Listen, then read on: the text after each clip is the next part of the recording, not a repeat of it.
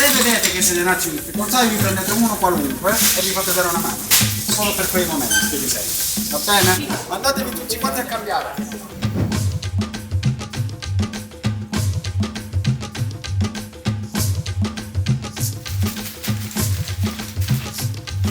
Riccardo, Federica, Filippo, Flaminio, Enrico, Veronica, Armando, Fabrizio, Esther, Carlo, Daniele, Gioacchino, Barbara, Davide, Marta, Sara, Antonio, Andrea.